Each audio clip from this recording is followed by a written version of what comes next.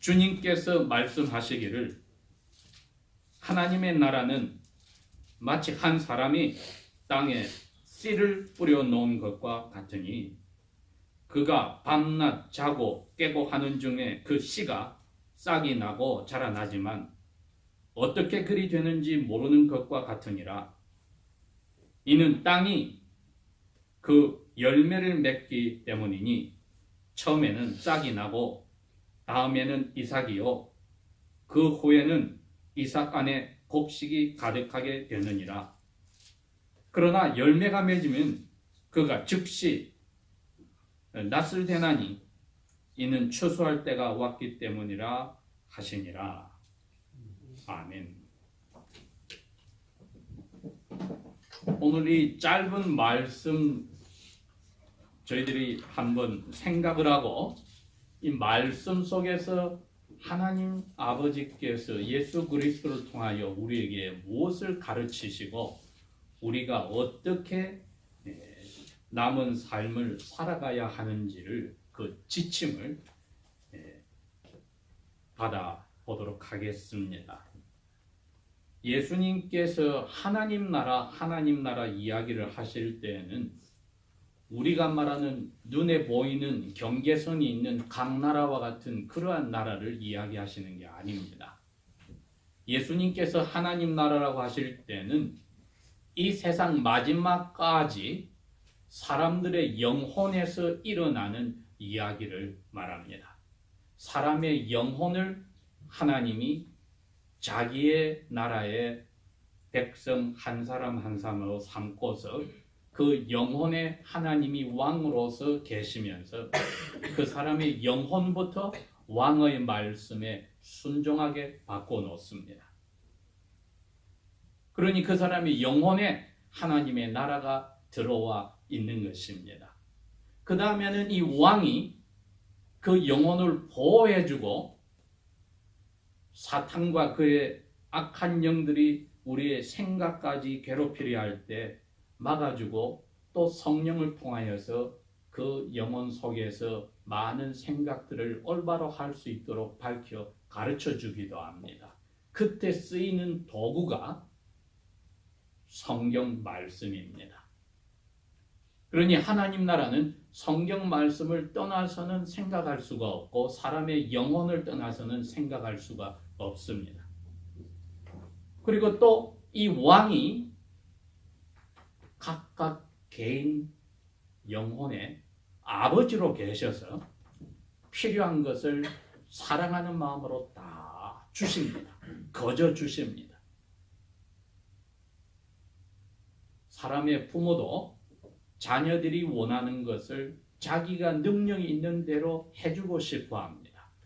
자녀들에게 해를 끼치는 일이라면은 막는 것이 부모의 마음이지만은 부모가 능력이 있다면 자녀들이 원하는 것을 해주고 싶어 합니다. 그런데 하나님은 우리에게 아버지가 될 때 능력이 무한되니까 자녀들이 아버지께 자기 원하는 것을 이야기할 때 아버지가 보시고 이건 조금도 잘못된 게 아니다 할 때는 무조건 주신다 이겁니다. 그래서 예수님은 자기의 제자들에게 그랬습니다. 너희들이 하늘에 계신 아버지의 뜻대로만 무엇든지 내 이름으로 구하면은 다 주신다. 기도 끝나기 전에 이미 하늘에서 다 너희들에게 답으로 주신다고 이야기를 하셨습니다. 그러니까 하나님의 나라는 이제는 저희들이 우리 영혼 속에서 일어나는 것이 하나님 나라구나. 이게 이 세상 마지막까지는 이렇게밖에 진행이 안 됩니다.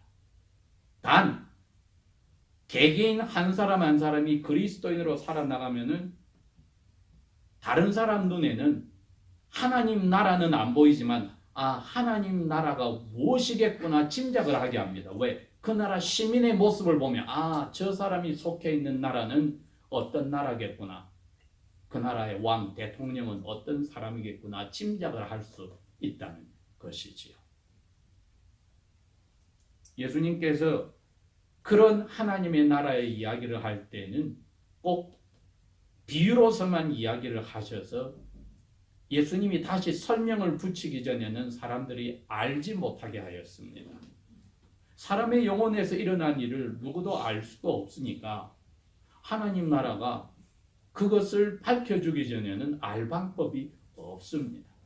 여러분, 신약시대 예수님의 제자들이 다 죽고 나서 이게 성경으로 책으로 만들어지고 나서는 이 하나님의 나라가 다시 한번 우리에게 예수님이 말한 이 어두운 말, 이 비로 오지만은 우리는 제자들에게 설명해 준 것까지 기록되어서 전해지니까 우리는 마치 예수님 당시의 제자들처럼 어두운 말, 비유를 들을 뿐 아니고 그 뜻까지 다 들으니까 우리에게는 나는 이게 무슨 말인지 몰라요. 핑계할 방법이 사라집니다. 오늘 제가 제목을 하나님의 말씀이 하시는 이 신비한 일이라고 했습니다. 하나님이 말이 신비한 일을 하신다. 하나님의 나라의 백성 한 사람 한 사람 우리 영혼 속에 신비한 일을 하나님이 하신다. 젊은 남녀들이 만나서 데이트를 할 때 무엇보다도 남자들보다도 주로 여자들이 듣기 원하는 게 자기를 좋아한다, 사랑한다, 또 자기를 위해 주는 것을 남자가 이야기를 하고 행동을 하기를 듣기 싫어하는 여자는 없을 겁니다. 하나님께서 우리 영혼에 내가 너를 사랑한다고 말씀을 하시고 내가 너희들을 나의 아들, 딸로 만들었다고 하시고 계속해서 그것을 우리 영혼에 들려주는 길이 사랑의 편지인 이 하나님의 말씀입니다. 그런데 이 편지를 읽을 때 우리 영혼에 직접 일을 하시게 성령님을 보내서 그 사랑의 편지를 읽을 때 뜻이 무엇인지 쓰신 아버지의 사랑이 어떤 것인지를 감정적으로도 깨닫게 하는 마음에 느끼게 하는 일을 성령님은 하십니다. 이렇게 하면은 거기서 받는 쪽에서는 감정도 생기고 에너지도 생기고 인생에 살아가고자 하는 모든 것이 장밋빛으로 바뀌는 그야말로 아름다운 삶이 열어지는 것이니까 옛날 한국 노래 그런 게 있었어요. 꽃이 여자로 비유해서 꽃이 다 아름다운데 장미꽃, 카네이션, 뭐 수선화 여러 가지인데 호박에도 꽃이 피는데 그 호박꽃은 예쁘지 않지만은 호박꽃같이 못생긴 여자인데도 사랑하고 나니까 얼굴이 화사하게 바뀐다. 영혼에 사랑을 받았을 때 영혼이 바뀌니까 얼굴이 바뀌어요. 우리의 영혼에 하나님의 사랑을 가져온 이 말씀이 새겨질 때에 히브리서 기자는 그렇게 표현했습니다. 살아서 운동을 한다고 그랬습니다. 우리의 생각도 쪼개주고 우리의 마음의 감정도 쪼개주고 우리 영혼도 밝혀주어서 하나님 앞에서 우리가 무엇인지를 밝혀주는데 거기다가 사랑으로 다 채워주니까 그 말씀이 운동을 우리의 영혼에 넣어주어서 우리의 삶이 생산적으로 바뀌더라. 사도 베드로는 그를 이렇게 이야기합니다. 하나님의 말씀이 우리 영혼에 올 때 우리 영혼은 갓난 애가 엄마 젖을 벌컥벌컥 마시듯이 마셔서 자라야 돼. 그렇게 표현을 합니다. 그러니 하나님 나라에 대해서 비유를 이야기하시는데 예수님은 말씀을 뿌리는 농부와 같은 이야기를 오늘 하신 겁니다.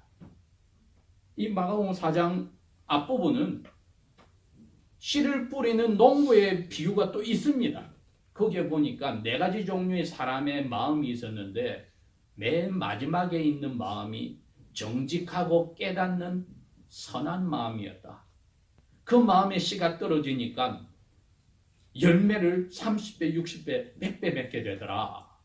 그렇게 해놓고 그 후에 바로 똑같은 이 페이지에 26절에서는 이제 이 하나님 나라는 어떤 사람이 씨를 뿌리는 것과 같다. 이렇게 이야기를 해서 그 앞에 30배, 60배, 100배 열매 맺었던 사람의 마음, 그 마음에서 실제로 일어나는 신비로운 일을 이제 보여주는 겁니다. 길가와 같은 마음이나 돌밭에 떨어진 마음이나 가시덤불과 같은 마음이나 잘 자라는 옥토와 같은 마음은 자기가 정할 수가 없습니다. 하나님이 그렇게 그 사람에게 주셨는데 오늘 이제 26절에서 29절의 말씀은 이 하나님이 주신 좋은 밭인 사람들의 마음에서 하나님의 말씀이 무슨 일을 어떻게 신비하게 하시느냐를 밝혀준 겁니다. 예수님은 세 가지를 이야기를 합니다. 첫 번째는 그 씨를 뿌리는 사람이 있고, 그 다음에는 그 땅이 옥토가 있고,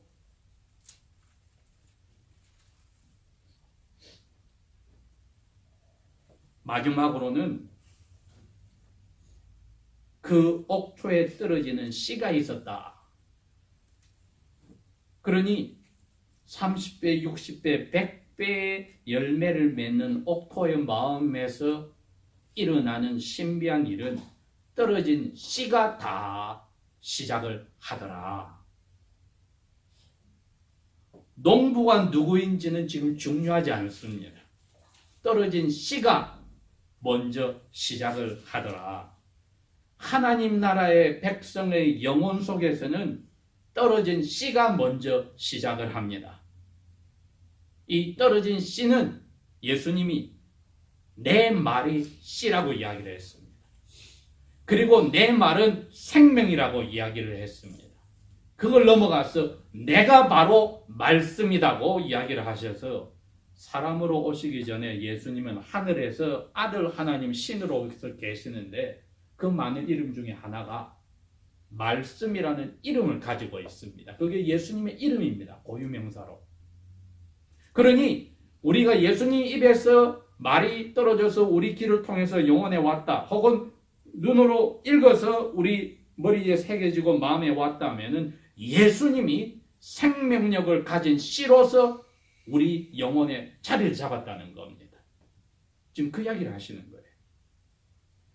농부는 저처럼 말을 전하는 사람이 되고 여러분 스스로가 하나님 말씀을 듣거나 눈으로 보는 것도 되고 그렇게 해서 우리 영혼에 씨가 들어왔어요. 근데 씨가 들어왔는데 이 씨가 27절에 보니까 농부는 그냥 우리는 듣고 자거나 생활하고 있는데 영혼 속에 들어온 씨가 싹이 나고 자라나 버렸습니다. 근데 우리는 왜 그게 그렇게 되는지를 모른다는 겁니다. 예수님 그래요. 우리는 몰라. 일단 그 눈으로 보거나 귀로 들었는데 마음속에 들어온 예수님이 말씀이라는 씨로서 우리 영혼에서 싹을 피워. 모든 씨는 그렇습니다. 씨 안에 영양가가 있어서 거기서 싹을 내어야만 그 다음에 줄기가 나고 이삭이 생겨서 거기에 열매를 맺습니다. 그러니까 예수님은 우리 영혼 속에 말씀으로 오셨는데 이 말씀이 그 안에 영양분을 가지고 있어서 우리 영혼이 그 말씀의 영양분을 통해서 저절로 씨가 싹을 내지 않으면은 그건 좋은 땅이 아니지. 여기서부터 하나님의 나라는 우리 스스로 시작할 수 없고 예수님이 말씀을 가지고 어린애일지라도 귀에 들어오고 어린애일지라도 눈으로 보고 자기 영혼에 들어간 그 씨라는 말씀을 가지고 시작을 하시는데 그게 영양가를 가지고 들어오셨습니다. 그래서 오늘 여기에 씨가 먼저 싹을 내었더라.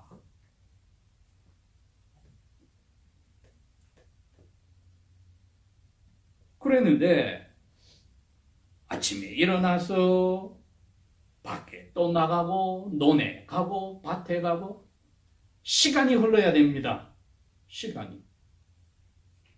씨를 뿌린 사람이 한번 뿌려놓고 집에 가서 자고 그 다음날은 아무것도 안 하는 게 아닙니다. 시간이 갈 때 가서 밭에 가서 김도 매고 그 말은 그 위 잡풀도 뽑아야 되고 비료도 줘야 되고 자갈 같은 거 다 치워야 되고 할 일이 많아요. 그 시간이 지나가야 됩니다. 그 다음에 물도 데워줘야 되고 너무 더우면 또 막아줘야 되고 시간과 기후 변화는 사람이 어떻게 할 수가 없습니다. 하나님 나라가 결국은 영혼에서 예수님의 말씀이 싹을 내는 동안에 그 영혼을 가진 사람, 말씀을 전하고 들은 사람이 하는 일은 시간이 지나고 하나님이 기후를 어떻게 하시더라도 자기 할 일을 하고 있어야 합니다. 영혼의 씨를 가진 하나님의 말씀을 받은 사람은 할 일이 있습니다. 그것을 하지 않을 때에는 그 다음 귀절에 말하는 땅 스스로가 28절에 열매를 맺더라는 말에 들어갈 수가 없습니다. 땅 스스로가 열매를 맺었다. 이제는 씨라고 하지 않고 사람의 영혼, 땅이 열매를 맺었다. 이렇게 이야기를 합니다. 즉, 그 씨를 받은 영혼이, 땅이 열매를 맺었다. 이것이야말로 우리의 책임을 이야기하는 겁니다. 그 땅이 열매를 맺도록 하려고 농부가 아침에 일찍 일어나서 눈물을 흘리며 씨를 뿌리는 그 마음, 더운 여름을 지나야 되고 천둥 번개를 맞아야 되고 찬소리가 오기 전에 다 거둘 수 있도록 준비를 해야 되고 잡풀을 뽑아야 되고 비료를 뿌리고 너무나 많은 일들을 하는 일은 땅이 열매를 맺더라는 그 땅이라는 영혼을 가진 사람이 하는 일입니다. 농사란 게 다 하늘을 쳐다보고 살아야 하는 것이 농사입니다. 한국 땅에도 미국 땅에도 제 가까운 친구들 중에 양봉을 하는 분이 있는데 두 분 다가 그 이야기를 합니다. 벌이 꿀을 만들기 위해서는 나무와 꽃이 있어야 되기 때문에 나무와 꽃은 하나님께서 하늘에서 기후를 통하지 않고는 자라는 게 불가능하다. 그 이야기를 합니다. 벌은 어떻게 해보겠는데 그 벌이 꿀을 만들기 위해서는 나무와 꽃이 있어야 되는데 그건 하나님이 하시지 않고 불가능하다. 그 고백을 하는 이야기를 제가 직접 들었습니다. 농사가 그렇습니다. 하나님이 시간을 정하시고 어느 때 그 영양분인 말씀의 씨가 싹을 나게 하시지만은 일단 그 씨를 품은 이 땅은 사람의 영혼, 그 영혼을 가진 사람이 하는 일은 농부가 하듯이 참으로 아침 일찍 일어나고 밤늦게 잘 때까지 땅에 매달려서 자기 할 일을 추수할 때까지 쉬지 않고 하는 일이니 그리스도인들이 하나님 나라의 비유를 예수님 말씀하실 때 제자들에게 설명을 해주실 때 야, 하나님이 시작해서 하나님이 다 끝내니 우리는 아무것도 안 하는구나 하는 것이 아니라는 것을 오늘 이야기합니다.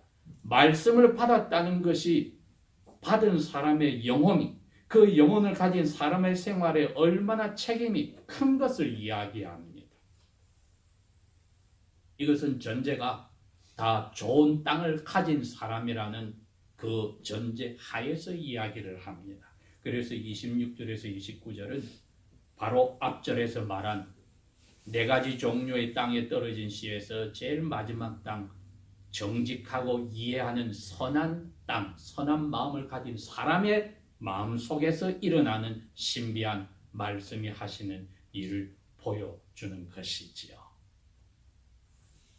이렇게 볼 때에 그리스도인들인 저희들이 내 스스로의 영혼에 하나님의 말씀, 예수님이 오셔서 우리 영혼을 바꿔 나가면은 한자로 언행심사, 말하는 거나 행동하는 거나 마음에 느끼는 감정이나 생각하는 바가 예수님을 중심으로 바뀌더라는 겁니다.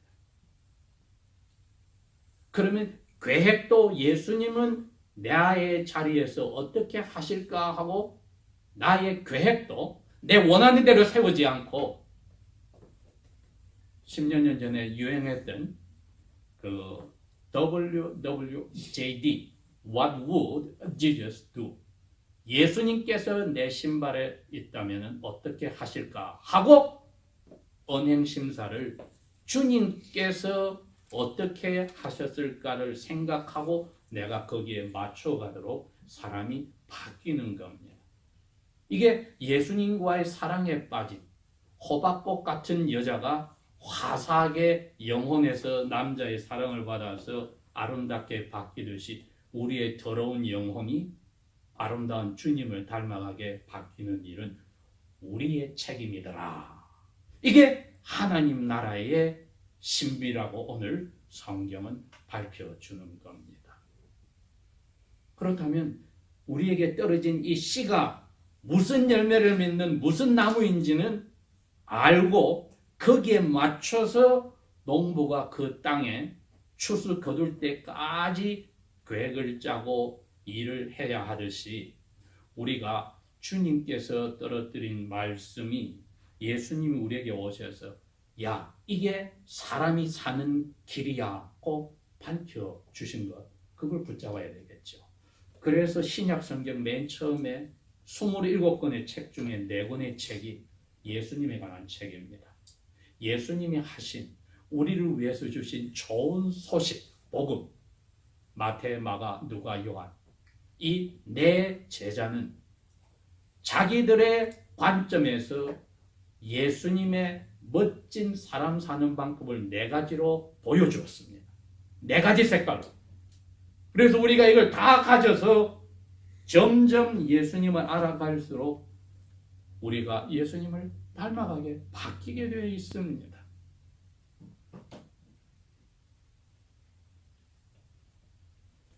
마지막 29절에 땅이 열매를 맺었더니 그 말씀을 전한 사람도 듣는 사람도 즉시 낯을 대어 추수하여서 곡식을 거두더라. 성경에는 말씀을 전하는 사람을 농부로 표현하기도 하고 모든 그리스도인 한 사람 한 사람을 다 농부로도 표현을 하는 것이 여기에 있습니다.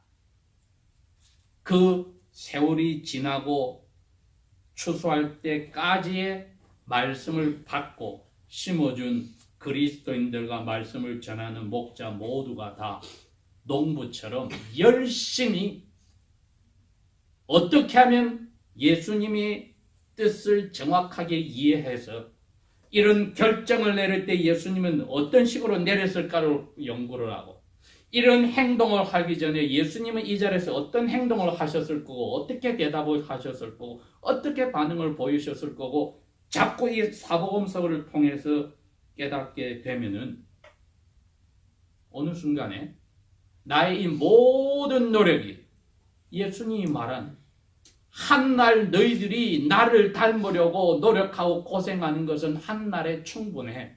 내일은 다가오면 내일 또 충분히 할 일이 있어. 오늘 의로운 하나님의 나라를 위해서 너가 인생 바치는 것이 내가 어떻게 아버지의 뜻대로 살려고 인생을 바쳤듯이 연구해서 너도 그렇게 하면은 너 영혼 속에 내가 들어와서 씨로서 이삭을 태워서 이제 점점점 열매를 맺도록 나가는 일 너가 돕는 거야. 그건 너 자리야. 너가 할 일이야. 그러니 농부도 중요했고 내 영혼, 나의 삶도 중요했지만은 씨가 없으면 다 필요 없듯이 이 씨신 예수님을 정확하게 알아나가면 이거야말로 하나님 나라의 백성이 자기를 사랑하는 왕을 닮아가는 아름다움, 그 왕이 다시 오실 때까지 기다리는 자세이기도 합니다. 이 신비로운 일, 하나님이 시작하시고 끝맺으실 날이 분명히 올 것이니 그때까지 시편 기자가 126편에 말했듯이 눈물로 씨를 뿌리는 자는 반드시 기쁨으로 추수단을 거둘 때가 올 것이니 그 약속 잊지 않도록 합시다. 기도하겠습니다.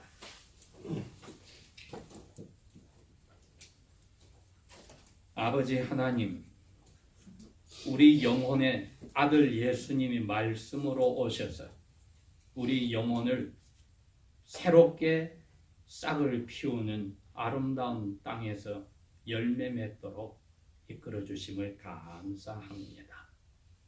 우리의 남은 삶이 어떻게 살아야 할지, 30배, 60배, 100배 열매를 이 땅이 만들어내는 일을 어떻게 저희들이 순종하고 일구어야 할지 지혜도 주시고 용기도 주시고 인내심도 주셔서 씨가 되신 예수 그리스도의 뜻을 정확하게 알고 기쁨으로 나아가게 주님 오실 때까지 함께하여 주십시오. 우리의 선생으로 오신 성령께서 일일이 예수님의 마음을 저희들에게 보여주실 줄 믿고 힘을 더하여 주실 줄 믿고 예수님 이름으로 감사 기도합니다. 아멘.